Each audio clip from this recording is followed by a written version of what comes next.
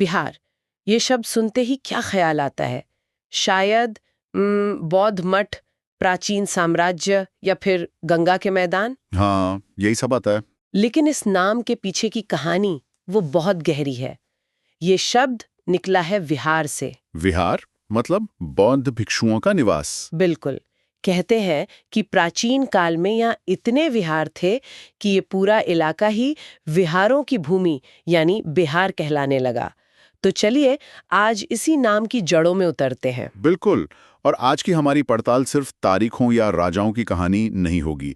हमारे पास जो स्रोत हैं वो हमें नव पाषाण काल से लेकर आज के बिहार के बनने तक की कहानी बताते हैं। और हमारा मकसद क्या है? हमारा मकसद ये समझना है कि कैसे यही जमीन भारत की कुछ सबसे बड़ी क्रांतियों और विरोधाभासों की जन्मभूमि बनी। विरोधाभास, ये दिलचस्प है। हाँ, हम देखेंगे कि कैसे एक ही मिट्टी ने साम्राज्य और गणतंत्र, ज्ञान और विनाश, शोषण और स्वतंत्रता की लड़ाई सबको एक साथ जन्म दिया। तो शुरुआत कहाँ से करें? शायद उस दौर से जब बिहार या कहें मगध भारत का पावर सेंटर बन रहा था। हाँ, वहीं से करते हैं। 6ठी शताब्दी ईसा पूर्व भारत का जो राजनीतिक गुरुत्वाकर्षण केंद्र था वो धीरे धीरे पूर्व की ओर आ रहा था। मतलब बिहार की जमीन पर। हाँ, तब भारत 16 महाजनपदों में बटा था और उनमें से 3 सबसे अहम मगध, अंग और वज्जी इसी क्षेत्र में थे। और यहीं पर पहला विरोधाभास सामने आता है ना। एक तरफ मगध था जो एक विशाल साम्राज्य बनने की तैयारी में था, और दूसरी तरफ वज्जी संघ। हाँ, मुझे स्रोतों में ये पढ़कर बहुत हैरानी हुई कि वज्जी, जिसकी राजधानी वैशाली थी, उसे दुनिया का पहला ज्ञात गणतंत्र माना जाता है। और वो भी बुद्ध के जन्म से पहले। सोचिए, एक तरफ राजशाही का विचार पनप रहा था और उसी के पड़ोस में एक गणतांत्रिक व्यवस्था फल फूल रही थी। तो क्या इनके बीच कोई टकराव था? मतलब एक दूसरे को खतरे की तरह देखते थे? निश्चित रूप से। मगध के राजा अजातशत्रु ने आखिरकार वज्जी संघ को हराया, लेकिन ये जीत सैन्य बल से ज्यादा कूटनीति से हुई थी। अच्छा। पर मगध का उदय सिर्फ उसकी सैन्य शक्ति की वजह से नहीं हुआ। उसकी जो भौगोलिक स्थिति थी वो बहुत मजबूत थी। एक कुदरती किले जैसी। बिल्कुल। उत्तर में गंगा, पश्चिम में सोन नदी, दक्षिण में विंध्य की पहाड़ियां। इसी नींव पर बिंबिसार और अजातशत्रु ने भारत के पहले साम्राज्य का सपना देखा, जिसे चंद्रगुप्त मौर्य ने हकीकत में बदल दिया। और उनकी राजधानी थी पाटलिपुत्र, आज का पटना। हाँ, आज का पटना। यूनानी राजदूत मेगास्थनीज ने अपनी किताब इंडिका में लिखा है कि वो उस समय दुनिया के सबसे बड़े शहरों में से एक था। और उसका नगर प्रशासन कमाल का था। वही तो, एक 30 लोगों की कमेटी पूरा शहर चलाती थी, आज के नगर निगम जैसा कुछ। हाँ, और ये सब तब हो रहा था जब दुनिया के कई हिस्सों में शहरी नियोजन का विचार भी नहीं आया था। लेकिन यहाँ एक और परत है। क्या? जिस वक्त मगध में ये राजनीतिक क्रांति हो रही थी, उसी वक्त बिहार की धरती एक बहुत बड़ी आध्यात्मिक क्रांति का भी केंद्र थी। वाह! मतलब आप कह रही हैं कि एक ही समय पर कुछ ही किलोमीटर के दायरे में भारत के पहले साम्राज्य और दुनिया के 2 बड़े धर्मों की नींव रखी जा रही थी। बिल्कुल। बोध गया में सिद्धार्थ बुद्ध बने और वैशाली के पास कुंडग्राम में भगवान महावीर का जन्म हुआ। कल्पना कीजिए उस जगह की ऊर्जा कैसी रही होगी। एक तरफ सत्ता का विस्तार और दूसरी तरफ महावीर और बुद्ध संसार त्याग कर अहिंसा का मार्ग दिखा रहे थे। यही तो बिहार की जमीन का वो विरोधाभास है। और इसी बौद्धिक और आध्यात्मिक मंथन से ज्ञान के वो केंद्र पैदा हुए जिनकी मिसाल दुनिया में नहीं मिलती। नालंदा विश्वविद्यालय। हाँ, नालंदा, जिसे 5वीं सदी में गुप्त सम्राट कुमार गुप्त ने बनवाया। दुनिया की पहली आवासीय यूनिवर्सिटी। कहते हैं चीन, कोरिया, तिब्बत से 10,000 छात्र वहां पढ़ने आते थे। सिर्फ नालंदा ही नहीं, विक्रमशिला और उदंतपुरी भी थे। ये भारत का स्वर्ण युग था और बिहार उसका दिल था। इसी जमीन ने आर्यभट्ट जैसे गणितज्ञ दिए। लेकिन जैसा कि हर सुनहरी कहानी में होता है, एक स्याह पन्ना भी आता है। हाँ, 12वीं सदी में बख्तियार खिलजी का आक्रमण। उसने इन विश्वविद्यालयों को तबाह कर दिया। ये सिर्फ इमारतों का विनाश नहीं था, ये ज्ञान की एक पूरी परंपरा पर हमला था। हजारों भिक्षुओं की हत्या कर दी गई और कहते हैं कि नालंदा की लाइब्रेरी महीनों तक जलती रही। ये सोचना भी मुश्किल है। तो क्या वो बौद्धिक आग पूरी तरह बुझ गई? आग पूरी तरह कभी नहीं बुझती।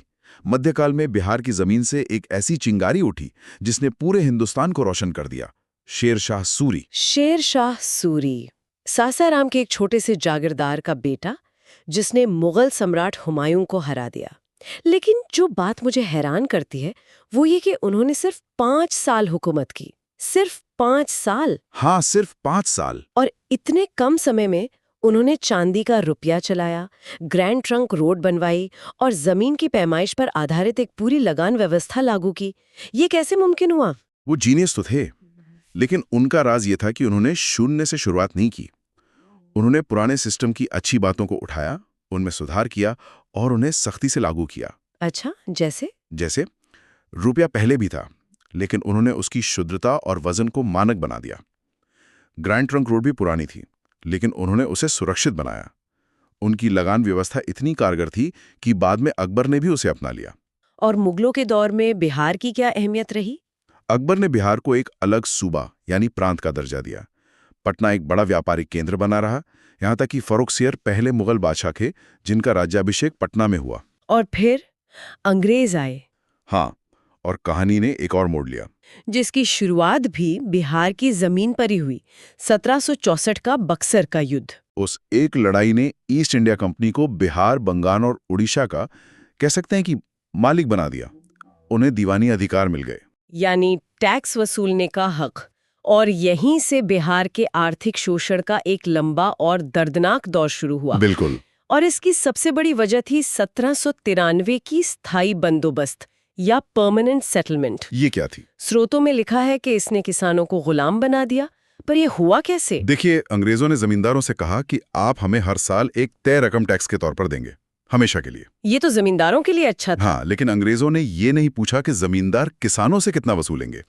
नतीजा ये हुआ कि जमींदारों ने किसानों पर मनमाना लगान लगाया और किसान अपनी ही जमीन पर गुलाम बन गया। और इसका नतीजा भयानक अकाल के रूप में सामने आया। पटना का गोलघर इसी की निशानी है ना? बिल्कुल, वो उस दौर के डर और तबाही की निशानी है। लेकिन बिहार की मिट्टी की खासियत है कि वो जितनी दबती है उतनी ही ताकत से जवाब भी देती है। और जवाब आया 1857 के विद्रोह में। और इस विद्रोह का चेहरा बने जगदीशपुर के 80 साल के जमींदार बाबू कुंवर सिंह। इस उम्र में उन्होंने जिस तरह अंग्रेजों के खिलाफ छापामार युद्ध का नेतृत्व किया, वो कमाल है। उनकी सेना में सिर्फ सिपाही नहीं, आम किसान भी थे। और यहीं से एक अलग बिहारी पहचान का सवाल भी खड़ा होता है। 20वीं सदी की शुरुआत तक तो बिहार बंगाल प्रेसिडेंसी का हिस्सा था। हाँ, और शिक्षा, नौकरियों में बंगालियों का दबदबा था। तो बिहार के पढ़े लिखे तबके को लगा कि उनकी पहचान नजरअंदाज हो रही है। तो उन्होंने आंदोलन किया। डॉक्टर सच्चिदानंद सिन्हा जैसे नेताओं ने द बिहार टाइम्स जैसे अखबारों के जरिए आंदोलन खड़ा किया। और आखिरकार 22 मार्च 1912 को बिहार एक अलग प्रांत बना। और एक अलग राज्य बनते ही बिहार राष्ट्रीय राजनीति के केंद्र में आ गया। 1917 चंपारण, महात्मा गांधी ने भारत में अपना पहला सत्याग्रह यहीं किया। हाँ, राजकुमार शुक्ल नाम के एक किसान उन्हें वहां ले गए। वहां तिनकठिया नाम की एक प्रथा थी, जिसके तहत किसानों को अपनी सबसे उपजाऊ जमीन पर अंग्रेजों के लिए नील उगाना पड़ता था। ये तो सरासर लूट थी। बिल्कुल। और गांधी जी जब वहां पहुंचे तो उन्होंने किसानों के बयान दर्ज करना शुरू किया। अंग्रेजों ने उन्हें जिला छोड़ने का आदेश दिया, लेकिन गांधी जी ने मना कर दिया। उन्होंने कहा, मैं कानून तोड़ूंगा। हाँ, और भारत में पहली बार किसी ने अंग्रेजों को इस तरह सीधी चुनौती दी थी। सरकार को झुकना पड़ा और इसी आंदोलन ने गांधी को महात्मा बनाया और देश को डॉक्टर राजेंद्र प्रसाद जैसे नेता दिए। मतलब भारत के स्वतंत्रता संग्राम का लॉन्च पैड भी बिहारी बना। और ये सिलसिला रुका नहीं। 1942 के भारत छोड़ो आंदोलन में भी बिहार सबसे आगे था। जयप्रकाश नारायण। हाँ, जयप्रकाश नारायण। उन्होंने हजारीबाग जेल की दीवार फांदकर आजाद दस्ता बनाया और नेपाल की तराई से अंग्रेजों के खिलाफ एक गेरिला आंदोलन चलाया। तो अगर हम इस पूरी यात्रा को देखें, भारत के पहले साम्राज्य के केंद्र से लेकर स्वतंत्रता संग्राम का लॉन्च पैड बनने तक, ऐसा लगता है कि बिहार का इतिहास ही भारत के इतिहास का एक छोटा रूप है। बिल्कुल। बिहार की विरासत बौद्धिक, आध्यात्मिक और राजनैतिक क्रांतियों की विरासत है। इसने भारत को साम्राज्य दिए, धर्म दिए और आंदोलन के नए तरीके भी दिए। तो हम अपनी शुरुआती बात पर वापस आते हैं। विरोधाभासों की भूमि, ये एक ऐसी जगह है जहां सत्ता का शिखर भी है और वैराग्य की गहराई भी। यहाँ ज्ञान की रचना भी हुई और उसका क्रूर विनाश भी। यहाँ शोषण की इंतहा भी हुई और विद्रोह की सबसे बुलंद आवाज भी उठी। ये सोचने वाली बात है कि इस भूमि और यहाँ के लोगों में ऐसी क्या खासियत है जो यहाँ साम्राज्य निर्माण से लेकर व्यवस्था को चुनौती देने वाले आंदोलनों तक इतने बड़े और अक्सर एक दूसरे से उलट बदलावों को जन्म देती है।